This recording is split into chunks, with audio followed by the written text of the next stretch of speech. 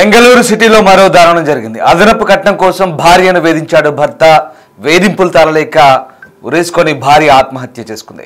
బెంగళూరులోని సుద్దగుంటపాలెంలో ఈ ఘటన చోటు చేసుకుంది. 2 ఏళ్ల క్రితం ప్రవీణ్ శిల్పలకు వివాహం జరిగింది. బీటెక్ పూర్తి చేసి సాఫ్ట్వేర్ ఇంజనీర్గా పనిచేశారు ప్రవీణ్ శిల్ప. అయితే పెళ్లైన కొంతకాలానికి బీటీఎం లేఅవుట్లో నివాసం ఉంటున్నారు. ఒరాకిల్ కంపెనీలో సాఫ్ట్వేర్ ఉద్యోగం మానేసి బిజినెస్ చేయాలని ఆలోచించాడు భర్త ప్రవీణ్. ఈ క్రమంలోనే పానీపూరి షాప్ పెట్టాలని నిర్ణయించుకున్నాడు. పానీపూరి బిజినెస్ కోసం పుట్టింటి నుంచి పెట్టుబడిని తీసుకురావాలంటూ భార్య శిల్పను అడిగాడు భర్త ప్రవీణ్. అందుకు అంగీకరించలేదు శిల్ప. దీంతో ఆమెను టార్చర్ పెట్టాడు భర్త. 5 లక్షలు తీసుకురాకపోవడంతో శిల్పను పుట్టింటికి పంపాడు భర్త ప్రవీణ్ అత్త శాంతవ్వ. ఈ క్రమంలోనే ప్రవీణ్ అడిగినంత డబ్బులు కూడబెట్టి కూతురిని కాపురానికి పంపారు శిల్ప తండ్రి. డబ్బులు ఇచ్చినప్పటికీ శిల్పకు వేధింపులు తప్పలేదు. మానసికంగా శారీరకంగా టార్చర్ పెట్టాడు ప్రవీణ్. భర్త చిత్రహింసలు భరించలేక శిల్ప ప్రాణాలు తీసుకుంది. బెడ్రూమ్లో శిల్ప ఉరేసుకొని ఉండడాన్ని ప్రవీణ్ గమనించాడు. భార్య మృతిని గుండెపోటుగా చిత్రీకరించే ప్రయత్నం చేశాడు. ఉరేసుకున్న శిల్ప మృతదేహాన్ని మంచంపై పడేశాడు ప్రవీణ్. హార్ట్అటాక్తో శిల్ప చనిపోయిందని ఆమె తల్లిదండ్రులకు సమాచారం ఇచ్చాడు. విషయం తెలుసుకొని ప్రవీణ్ ఇంటికి శిల్ప పేరెంట్స్ వెళ్లారు. ఆమె మృతిపై అనుమానంతో పోలీసులకు ఫిర్యాదు చేశారు. 2 ఏళ్ల క్రితం 35 లక్షల నగదు 15 తులాల బంగారం ఇచ్చి పెళ్లి చేసినట్లుగా శిల్ప తండ్రి చెప్తున్నారు. అదనపు కట్నం కోసం తన కూతురుపై వేధింపులకు పాల్పడ్డట్లుగా ఫిర్యాదు చేశాడు. శిల్ప నల్లగా పొట్టిగా ఉందని తరచుగా అవమానించినట్లు పోలీసులకు కంప్లైంట్లో శిల్ప తల్లి శారద రిపోర్ట్ చేశారు. ప్రవీణ్ అతని తల్లి శాంతవ కలిసి హత్య చేసినట్లుగా ఆరోపించారు. ఈ ఘటనపై పోలీసులు కేసు నమోదు చేసుకున్నారు. అనుమానాస్పద మృతిగా కేసు నమోదైంది. ప్రవీణ్ను అరెస్ట్ చేసి పోలీసులు విచారిస్తున్నారు. మహిళా ఐటీ ఇంజనీర్ అనుమానాస్పదంగా మృతి చెందిన ఘటన బెంగళూరులో చోటు చేసుకుంది. ఎస్జే పాలెంలో నివాసం ఉంటున్న శిల్ప ఆత్మహత్య చేసుకున్నట్లు భర్త ప్రవీణ్ చెప్తున్నాడు. సుద్దగుంటపాలెంలోని నివాసంలో ఉరివేసుకున్న స్థితిలో శవమై తేలింది. శిల్పను ప్రవీణ్ కొట్టి చంపి ఆత్మహత్యగా చిత్రీకరిస్తున్నట్టుగా మృతురాలి పేరెంట్స్ ఆరోపిస్తున్నారు. ప్రవీణ్ వేధింపులు చిత్రహింసల కారణంగా ఇలా జరిగిందంటున్నారు. శిల్ప ఓ ప్రముఖ ఐటీ సంస్థలో ఉద్యోగం చేస్తుండగా ప్రవీణ్ పానీపూరి వ్యాపారం చేసేవాడని అనుమానంతో నిత్యం వేధించేవాడని చెప్పారు. పెళ్లి సంబంధం సమయంలో తాను ఐటీ ఇంజనీర్ అని అబద్ధాలు చెప్పాడని ఫిర్యాదు ఆధారంగా భర్త ప్రవీణ్పై కేసు నమోదు చేసి ప్రస్తుతం పోలీసులు అయితే అరెస్ట్ చేసిన పరిస్థితి కనబడుతోంది. సో మొత్తం మీద పోలీసులు ఈ అంశంపై దర్యాప్తు కొనసాగిస్తున్నారు. బెంగళూరులో వరకట్న వేధింపులకు సంబంధించిన మరొక మరణం అయితే ఇది వెలుగు చూసింది. దాదాపు ఈ ఘటనకు సంబంధించి పోలీసులు అనేక అంశాలను ఇప్పుడు ఆరా తీస్తున్నారు. 27 ఏళ్ల మహిళా టెక్కి తన ఇంట్లో ఉరి వేసుకొని మరణించిందని చెప్తున్నారు. ఇక మొత్తం మీద ఈ నేపథ్యంలోనే ప్రస్తుతం 27 ఏళ్ల మహిళ తన ఇంట్లో ఉరి వేసుకొని మరణించిందని పోలీసులు అయితే వెల్లడిస్తున్నారు. ఆత్మహత్యకు ప్రేరేపించాలనే ఆరోపణలపై ఆ మహిళ భర్తను అరెస్ట్ చేశారు. బాధితురాలి అత్తమామల నుంచి నిరంతరం వరకట్న వేధింపులే ఆమెను ఆత్మహత్యకు దారితీస్తుందని శిల్ప కుటుంబం అయితే ఆరోపించింది. శిల్ప భర్త మాజీ సాఫ్ట్వేర్ ప్రొఫెషనల్ ప్రవీణ్ను పోలీసులు అయితే అరెస్ట్ చేశారు. గతంలో ఐటీ దిగ్గజం ఇన్ఫోసిస్లో పనిచేసిన శిల్ప ప్రవీణ్ని వివాహం చేసుకుని దాదాపు 2.5 సంవత్సరాలు అయింది. ఈ దంపతులకు 1.5 వయసున్న పాప కూడా ఉంది. శిల్ప మళ్ళీ గర్భవతి ఆమె కుటుంబ సభ్యులు చెప్తున్నారు.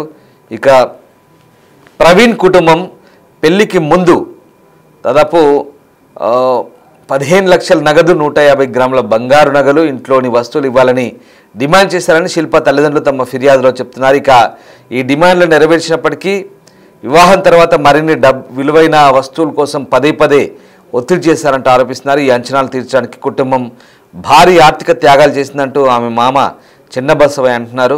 3 సంవత్సరాల క్రితం తాము ఆమె వివాహం ఘనంగా జరిపించామని ఇంటిని అమ్మేసి దాదాపు 40 లక్షలు ఖర్చు చేశామన్నారు. పెళ్లి సమయంలో ఆమెకు 160 గ్రాముల బంగారం కూడా ఇచ్చామని చెప్తున్నారు. ఇక ఈ నేపథ్యంలోనే ప్రస్తుతం ఈ వేధింపులు కూడా ఎక్కువయ్యన్నారు. అతని ప్రకారం వివాహం తర్వాత కూడా డిమాండ్లు ఉన్నాయని, కొన్ని నెలల క్రితం అతను తమ నుంచి మరొక 10 లక్షలు తీసుకున్నాడని, ఇప్పుడు 1.5 సంవత్సరాల పాప కూడా ఉంది, ఆమె మళ్ళీ గర్భవతి అని. అయితే వివాహ సమయంలో అతను బీఈ ఎంటెక్ గ్రాడ్యుయేట్ అని చెప్పుకున్నాడని, కానీ గత 2 సంవత్సరాలుగా అతను పానీపూరి అమ్ముకుంటూ బతుకుతున్నాడని చెప్తున్నారు. శిల్ప మరణానికి దారితీసిన పరిస్థితులపై అనుమానాలు వ్యక్తం చేస్తున్నారు బంధువులు. ఇంటి లోపల కుర్చీ లేదా ఫ్యాన్ కింద ఏమీ ఉంచలేదని, ఫ్యాన్ కూడా ఎవరికి సులభంగా చేరుకోగలిగే ఎత్తులో లేదంటున్నారు. తలుపు విరిగిన సంకేతాలు కూడా లేవంటున్నాడు. పోలీసులు కేసు నమోదు చేసుకొని దర్యాప్తు చేస్తున్నారు. ఇక గ్రేటర్ నోయిడాలో కూడా ఇలాగే 26 ఏళ్ల మహిళ కట్నం తీర్చలేకపోవడంతో అత్తమామల ఆమెను నిప్పండించి చంపిన ఘటన జరిగిన కొన్ని రోజుల తర్వాత తాజాగా ఈ ఘటన జరిగింది. దర్యాప్తు కొనసాగుతున్న బాధితురాలు నిక్కీ అత్తమామలను ఆమె భర్తను జ్యుడిషియల్ కస్టడీకి తరలించారు అక్కడ. సో ఇక్కడ గ్రేటర్ నోయిడా తరహాలోనే బెంగళూరులో కూడా ఇలాంటి ఘటన చోటు చేసుకుంది. ఒక్కసారిగా మహిళా టికి బలవన్మరణంతో బెంగళూరులో మరొకసారి ఈ అంశం సంచలనంగా మారింది. బెంగళూరులో మహిళా టికి బలవన్మరణానికి భర్త అత్తమామల వేధింపులే కారణమంటూ ప్రస్తుతం వాళ్ళ తల్లిదండ్రులు ఫిర్యాదు చేశారు పోలీసులకు. ఈ నేపథ్యంలో ప్రస్తుతం పోలీసులు అయితే దర్యాప్తు చేస్తున్నారు. శిల్పా పంచాంగమఠ్ అనే మహిళ మంగళవారం రాత్రి అనుమానాస్పదంగా మృతి చెందినట్టుగా చెప్తున్నారు. ఆమె తల్లి శారద ఇచ్చిన ఫిర్యాదు మేరకు ప్రస్తుతం ఆ ఫిర్యాదులో ఆమె వరకట్నం కోసం వేధించారంటూ ఆరోపించింది. శిల్ప భర్త తాను సాఫ్ట్వేర్ ఉద్యోగాన్ని వదులుకున్నట్టుగా కూడా సమాచారం. సో గంగావతి తాలూకాలోని వడ్డరహట్టి గ్రామానికి చెందిన ప్రవీణ్ను శిల్ప 2022లో వివాహం చేసుకుంది. ఈ దంపతులకు విహాన్ అనే కుమారుడు కూడా ఉన్నారు. ఒకసారి చూడండి మీరు, ప్రవీణ్ ఫోటోలో చూస్తున్నారు కదా, ప్రవీణ్, ఆమె శిల్ప. ప్రస్తుతం శిల్ప అతన్ని వివాహం చేసుకున్నప్పుడు దిగిన ఫోటో అది. ఆ ఫోటోలో ఆ అబ్బాయిని వివాహం చేసుకున్న సమయంలో భారీగా కూడా కట్న కానుకలు సమర్పించారు. ఇద్దరు కూడా గతంలో టెక్నీషియన్లు అని చెప్తున్నారు. అయితే ప్రవీణ్ సాఫ్ట్వేర్ ఉద్యోగాన్ని వదిలి పానీపూరి దుకాణం ప్రారంభించారని, శిల్ప తన మొదటి బిడ్డకు జన్మించిన తర్వాత తన ఉద్యోగాన్ని విడిచిపెట్టిందంటూ కూడా చెప్తున్న పరిస్థితి. సో దాదాపు లక్షలు ఖర్చు చేసి దాదాపు ఒక పావు కిలోలో సగం బంగారం వరకు కూడా ఇచ్చినట్టుగా చెప్తున్నారు. దాదాపు 150 గ్రాముల బంగారం ఇచ్చినట్టుగా చెప్తున్నారు. బీటీఎం లేఅవుట్లో ఉంటున్నారు. సో వైట్ ఫీల్డ్లోని ఒరాకిల్లో పనిచేసిన ప్రవీణ్ తన ఉద్యోగాన్ని వదిలి పానీపూరి వ్యాపారాన్ని ప్రారంభించినట్టుగా చెప్తున్నారు. సో ఆ రకంగా చివరికి డబ్బు సేకరించి పంపినప్పటికి కూడా వేధింపులు ఎక్కువని చెప్తున్న పరిస్థితి కనబడుతుంది. సో మొత్తం మీద వరకట్న వేధింపులకు మరొక అమ్మాయి బలైన పరిస్థితి కనబడుతోంది. సాఫ్ట్వేర్ ఉద్యోగం చేస్తున్న వ్యక్తి ఇక్కడ వరకట్న వేధింపులతో, ఆ ఇద్దరు కూడా సాఫ్ట్వేర్ ఇంజనీర్లే, ఇద్దరు కూడా ఆమె ఇన్ఫోసిస్లో చేస్తుంది, వాడు ఒరాకిల్లో చేస్తున్నట్టుగా చెప్తున్నారు. బట్ ఒరాకిల్లో ఎందుకు ఉద్యోగం వదులుకొని పానీపూరి బండి పెట్టుకోవాలనుకున్నాడో అర్థం కాని పరిస్థితి. నిజంగా ఇంతకు మించిన అసలు వింటుంటేనే సాఫ్ట్వేర్ టెక్నీషియన్ అని చెప్పి, ఎంటెక్ అని చెప్పి, ఒరాకిల్లో జాబ్ చేస్తానని చెప్పి వాళ్ళని నమ్మించాడు. దాదాపు 40 లక్షలు ఖర్చు చేశారు, 35 లక్షల కట్నం తీసుకున్నారు. 160 గ్రాముల బంగారం అంటే ఒకసారి అర్థం చేసుకోండి ఎంత బంగారం, ఒకసారి అర్థం చేసుకోవచ్చు. సో ఆ రకంగా ఎంత బంగారం తీసుకున్నాడు, ఘనంగా పెళ్లి చేశారు, సాఫ్ట్వేర్ ఉద్యోగం అన్నారు, అది లేదు. ఒరాకిల్లో జాబ్ వదిలేశాడు, అట్నుంచి పానీపూరి బండి స్టార్ట్ చేశాడు. అలాగే అమ్మాయిని కూడా జాబ్ అనిపించాడు అనుమానంతో, ఆమె కూడా జాబ్ మానింది. ఇప్పుడు మళ్ళీ ఆమె గర్భవతి. 5 లక్షలు బిజినెస్ కోసం తీసుకురమ్మన్నాడు, పుట్టింటి పంపించాడు. ఏదో అప్పు సొప్పు చేసి మళ్ళీ పంపిస్తే అయినప్పటికీ కూడా అత్త వేధింపులు, భర్త వేధింపులతో ఆమె బలవన్మరణానికి పాల్పడ్డాడు చెప్తున్నారు. నిజంగా ఆమె బలవన్మరణానికి పాల్పడిందా, వీళ్ళు చంపి ఊరేశారనే అనుమానంలో ఇప్పుడు వాళ్ళ తల్లిదండ్రులు కొన్ని ఫిర్యాదులు అయితే చేస్తున్న పరిస్థితి కనబడుతుంది. వాస్తవానికి ఉన్నత చదువులు చదువుకొని ఇలా ఒకసారి ఆ దృశ్యాలు చూడండి. వాడిని చూస్తే ఉన్నత చదువులు చదివి దర్జాగా ఏదో ఉన్నత కుటుంబంలో ఉన్న వ్యక్తిలాగా ముస్తాబాయి పెళ్లిలో ఎలా రెడీ అయ్యాడు. కానీ వీడి ఆలోచనలన్నీ కూడా దుర్మార్గం. ఇలాంటి వ్యక్తులను నమ్మి ఎంటెక్ అనో లేదో ఇంకేదోనో డిగ్రీలు ముందర పెట్టి సాఫ్ట్వేర్ ఇంజనీర్లుగా చెప్పుకొని కట్నాలు తీసుకొని, అత్యధిక కట్నాలు తీసుకొని ఘనంగా పెళ్ళిళ్ళు చేసుకున్న తర్వాత చూడండి ఒక్కసారి వాడి మొహం చూస్తే నిజంగా హాస్యాస్పదంగా ఉంది. వాడు పానీపూరి బండి నడుపుకునే పనికిమాలినోడు నిజంగా చెప్పాలంటే. వాడు సాఫ్ట్వేర్ ఉద్యోగం మానేసి పానీపూరి బండి పెట్టుకున్నాడు. వీడు గప్చుపులు అమ్ముకునేవాడు. అంటే నేను వాళ్ళని తక్కువ చేసి మాట్లాడట్లేదు, అది కూడా చాలా గౌరవప్రదమైన వ్యాపారం. కానీ ఇప్పుడు వాళ్ళ నిజంగా చెప్పాలంటే వాళ్ళు వింటే కనుక వీడిని చీ కొడతారు, ఇంత వెధవాని. అలాంటి ఒరాకిల్లో జాబ్ వదిలేసుకొని పానీపూరి బండి పెట్టుకొని జీవించాల్సిన అవసరం ఏంటో తెలియదు. బట్ ఓకే, అతనికి అది ఇంట్రెస్ట్ అయి ఉండొచ్చు మేబీ. కానీ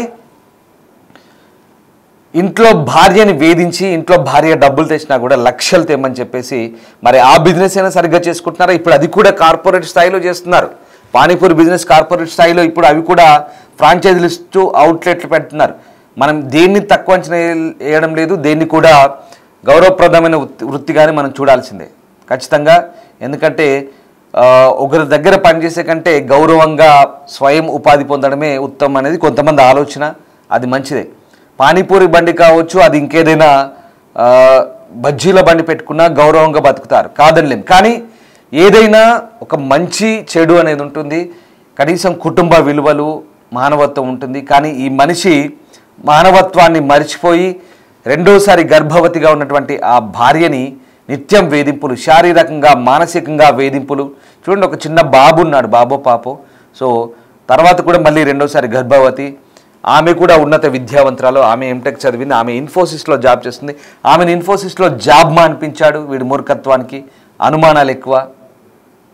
పోనీ వీడు జాబ్ మానేసి తిరిగి గల్లీలో పానీపూరి దుకాణం పెట్టుకున్నాడు, మళ్ళీ ఆమెను జాబ్ మానిపించేశాడు. ఇదెంత మూర్ఖత్వం! నిజంగా కూడా ఇలాంటి ఘటనలు చోటు చేసుకుంటుంటే ఒకసారిగా అసలు సమాజంలో ఆలోచన విధానం. మరి ఇంత అనుమానం ఉన్న వ్యక్తులు పెళ్ళిళ్ళు కూడా చేసుకోకూడదు.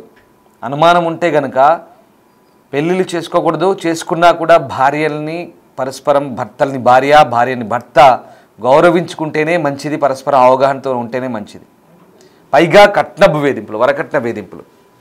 ఇదిగో ఇలాంటి వ్యక్తులు ఏదో ఒక సాకు చూపుతారు. వరకట్న వేధింపులు లేదా చిత్రహింసలకు గురి చేయడం, అనవసరంగా ప్రాణాలు తీయడం.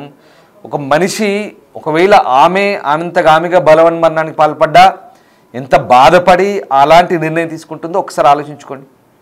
అసలు ఎటుపోతుంది సమాజం? అయితే చంపడము లేదా వాళ్ళను చచ్చేలా చేయడం, హింస, మొత్తం మీద హింస. ఈ రకమైనటువంటి ఆలోచన ధోరణితో జీవితాలు కొనసాగాలంటే కష్టం. ఇప్పుడు వాడు ఏం సంతోషంగా ఉంటాడో, ఆమె చనిపోయిన తర్వాత తప్ప పిల్లల్ని అనాథలు చేయడం, ఇలాంటి దారుణాలు నిజంగా సమాజంలో రకరకాలుగా ఉన్నాయి. చంపడాలు లేదా చంపేలా పురిగొల్పడాలు, ఇవన్నీ కూడా అసలు కనీసం మానవత్వ విలువలు మర్చిపోతున్నారు వాళ్ళు. రేపు పూర్తిగా మళ్ళీ చదువుకున్న వ్యక్తులు ఉన్నత స్థాయిలో ఉన్నటువంటి పరిస్థితి. ఒకసారి ఆ పెళ్లి ఫోటో చూస్తే నిజంగా ఏదో రిచ్గా, ఒక రిచెస్ట్ ఫ్యామిలీ లాగా అనిపిస్తుంది. వాడి వ్యవహార శైలి చూస్తే పానీపూరి దుకాణం పెట్టుకున్నాడు, జాబ్ మేనేజ్. సరే, అది ఆయన ఇంట్రెస్ట్ అనుకుందాం, వి రెస్పెక్ట్, కాదనలేం. కానీ కుటుంబంలో వ్యవహార శైలి, ఆ అమ్మాయిని వేధించిన విధానం, అమ్మాయిని బలవన్మరణానికి పాల్పడేలా చేశాడు లేక అతని చంపి ఉరేశాడు అనేది ఇప్పుడు ఒక డౌటు. పోలీసుల విచారణలో తెలబోతుంది. మొత్తం మీద దర్యాప్తు అయితే కొనసాగుతుంది. బెంగళూరులో ఈ మహిళా టీకి మృతి అనేది ప్రస్తుతం సంచలనంగా మారింది.